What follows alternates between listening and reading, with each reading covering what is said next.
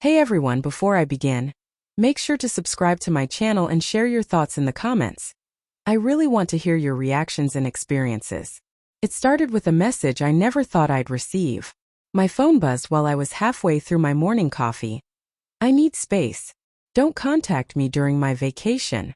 I stared at it, confused, my chest tightening like someone had pressed their hand over my heart. It was from Emily, my wife, my partner of 8 years. I didn't know what I had done wrong. I called, I texted, I tried to understand, but every attempt was blocked, ignored, pushed away. She had literally blocked me. The days that followed were a blur of anxiety and self-doubt. First, I questioned myself. Had I said something? Done something? But my mind kept returning to the same gnawing suspicion. Something was off. Before her trip, I had noticed subtle changes. Missed calls she claimed were from work. Sudden secrecy over her phone. A hesitancy when I asked about her day. Nothing concrete. Nothing dramatic. Just small nagging signs that something was slipping through my fingers. I had dismissed them, hoping my love was enough to hold us together. But the message, the block, shattered that illusion.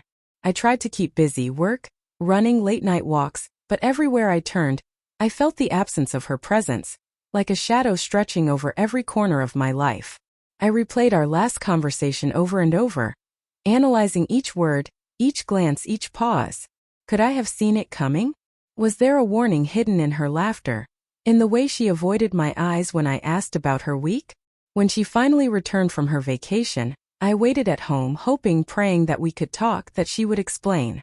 But the moment I opened the door, the apartment was empty. Her things were gone, every trace of her packed into bags, removed, erased. And a note sat on the counter, crisp and cold. I can't do this anymore. I'm sorry. I sank to the floor, disbelief washing over me in heavy waves. The woman I had shared everything with, my dreams, my fears, my mornings, my nights, had vanished. Just like that. No explanation, no confrontation, just silence and absence. Over the next few days, I discovered the truth in pieces, like shards of glass cutting through my chest. Text messages from another man, emails I wasn't meant to see, photographs she had hidden. The betrayal wasn't explosive. It was quiet, intimate, and devastating in its subtlety. The conversations, the secret meetings, the little smiles she reserved for him. It all made sense now, and yet it broke me all over again. I remembered the small things that had always comforted me.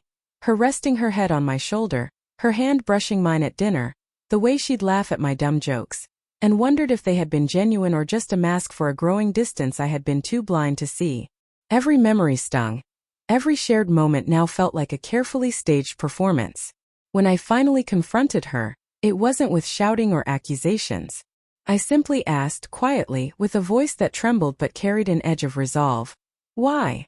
Her eyes filled with tears, not the dramatic kind you see in movies, but small, quiet tears of remorse and guilt. I didn't mean to hurt you, she said. I needed something I couldn't find here. I thought space would help, but I was wrong about us. I'm sorry. Hearing her sigh didn't make it easier. It didn't erase the nights I spent pacing, the days I spent pretending I was okay. But it humanized her. She wasn't a villain. She was a person who made choices that hurt the ones she loved. And that realization, while painful, gave me clarity. I understood then that love isn't always enough. Sometimes it's not about trying harder or forgiving sooner. It's about recognizing when a relationship has run its course, no matter how much your heart wants it to continue. I chose to walk away, not with bitterness but with quiet dignity. I packed her remaining things, placed them in storage, and began reclaiming my apartment, my space, my life. Every day was a struggle, every memory a pang of sorrow. But with each step, I felt a little stronger, a little more myself. Months later, the hurt has softened, though it hasn't disappeared. I still remember her laugh, the curve of her smile, the way she used to hum in the kitchen. But now those memories are mine, they don't control me. I've learned to separate the love I felt from the betrayal I endured, to reclaim my self-respect, and to trust in my ability to heal. If there's one thing I want you to take from my story, it's this: never let someone's choices define your worth. Trust your instincts, honor your feelings, and when the time comes, have the courage to walk away. Love is powerful, but self-respect is stronger.